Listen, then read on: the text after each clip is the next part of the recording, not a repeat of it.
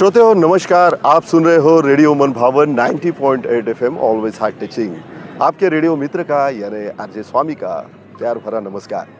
आज हम उपस्थित हैं एकलव्य क्रीड़ा संकुल जलगांव महाराष्ट्र इस जगह पर, और यहाँ पे ये जो पटांगण दिख रहा है, मैदान दिख रहा है, तो स्वतंत्रता दिन की बहुत सारी धूमधाम से यहाँ पे तैयारी की गई थी और उत्साहपूर्ण वातावरण में यहाँ पे ध्वजवंदन हो गया है। और हमारे साथ उपस्थित है captain Yogesh ji Borse sir. Sir, आपको बहुत सारी बधाई। और आपका ये जो वर्दी है इसमें हमें देख के बहुत अभिमान लगता है, क्योंकि हम बॉर्डर पे तो नहीं जा सकते, लेकिन आपने बॉर्डर पे काम कर चुके हैं। और ऐसे ही हम आपसे थोड़ी सी बातचीत करने वाले हैं, तो ये मार्गदर्शक रहेगी और प्रेरक रहेगी। तो क्या कहेंगे आप स्वतंत्रता दिन के इस अवसर पर, क्या संदेश देंगे आप? सबसे पहले मैं स्वतंत्रता दिन की सबको बधाई देता हूँ। ये 77th हम लोग इंडिपेंडेंस डे सेलिब्रेट कर रहे हैं, और पूरे भारतवर्ष में हम लोग इस साल बहुत सारी खूबियों के साथ, एक रीजनल सिक्योरिटी के साथ और मानवतावादी दृष्टिकोण के साथ आगे बढ़ रहे हैं। और ये जो मानव वाला पहलू है ह्यूमन सिक्योरिटी का, तो उसके तहत भारत ने विश्व गुरु बनने के लिए जो गुण थे वो गुण दिखाना शुरू किया। और इसी साथ हमने पिछले वर्ष अपना यूनिटी और एकता और अनुशासन, साथ ही साथ अपनी अखंडता के लिए प्रबुद्ध रहने के लिए हमने प्रयास किया था।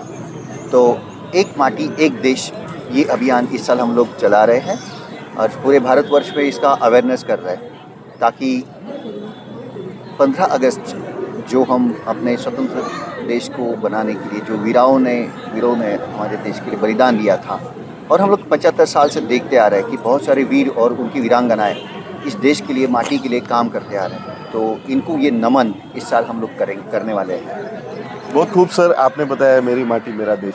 शहीद जवानों की भूमिका कितनी महत्वपूर्ण है। और हम देखते हैं स्वतंत्रता अगर हो भी गई है, लेकिन फिर भी बॉर्डर पे अभी भी बहुत सारे जवान अपनी जान लगाकर वहाँ पे लड़ते रहते हैं। और इसलिए हम संरक्षण से यहाँ पर सब फैमिली में, हम परिवार में अच्छी चीज़ें करते रहते हैं। तो और क्या कहेंगे, आपकी भावना क्या है शहीद जवानों के लिए? धर्मो रक्षति रक्षः, ये हमेशा भारतीय सुरक्षा एजेंसी का एक ब्रीद वाक्य रहा है। और हमने प्रयास किया है कि ज़्यादा से ज़्यादा वीरों को याद किया जाए। कुछ बातें हैं, बहुत सारे वीर हमें बॉर्डर पर दिखाई देते, लेकिन बहुत सारे ऐसे वीर योद्धा भी है, माँ के सुपुत्र है, कि जो अपने खुफिया तरीके से काम करते, अपनी देश की सुरक्षा करते हैं। उन वीरों को भी हम लोग इस बार नमन करना चाहेंगे, क्योंकि उनकी वजह से हमने काफ़ी सारी जंग आसानी से जीती है।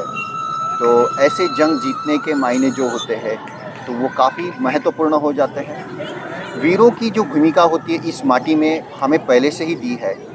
हमें अगर 5000 साल पहले भी देखा जाए, तो वहीं से ये सभ्यता चलती आ रही है। ये कोई आज की नहीं है। लेकिन ब्रिटिशों के बाद, या ब्रिटिशों ने जिस तरीके से इस ज़मीन पर हमें अत्याचार किए थे, वहाँ से हमने अपनी भूमि को बचाना, हमने ये सीखा है। और वीरों ने काफ़ी अपना बलिदान दिया है, वो चाहे गांव का हो या शहर का हो, कोई दौरा नहीं। हम माटी के हैं और यही माटी के लिए मरेंगे। ये सपना हमें यही बचपन से अपने रगों रगों में दिया गया है। आप भी कर्नल रह चुके हैं, और जहाँ पे आपने भी देश सेवा के लिए कुछ योगदान दिया है। उसके बाद आपने एनसीसी कैडेट के प्रमुख के तौर पर यहाँ पे मुझे जेठा महाविद्यालय में जलगांव में आप कार्यरत थे।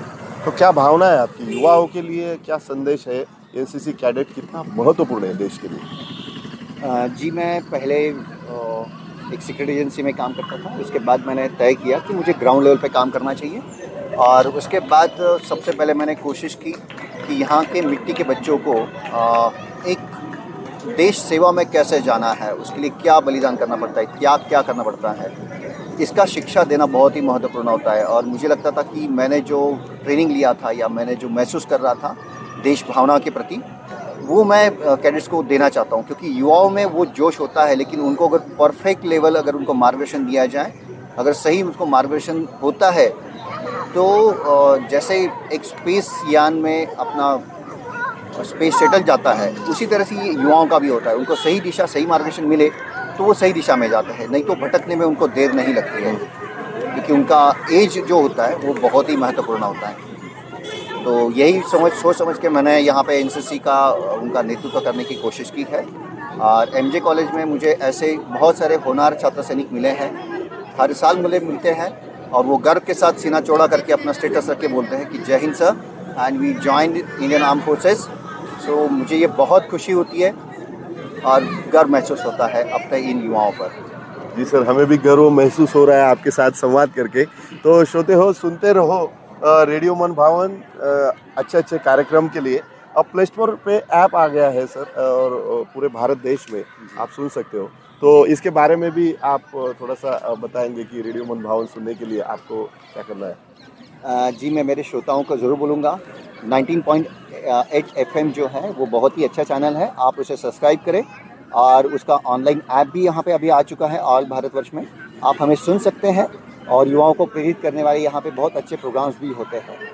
थैंक यू सो मच, आपने संवाद किया। और जाते जाते आपके मन की जो की भावना होगी युवाओं के लिए, जो माता बहनों के लिए और पूरे देश के नागरिकों के लिए, तो एक शॉर्ट में आप संदेश देंगे। ज़रूर।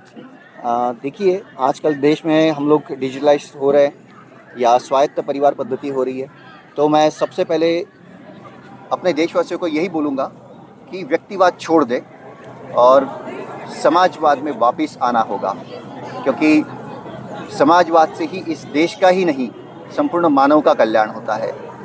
त्याग करने की भूमिका होनी चाहिए।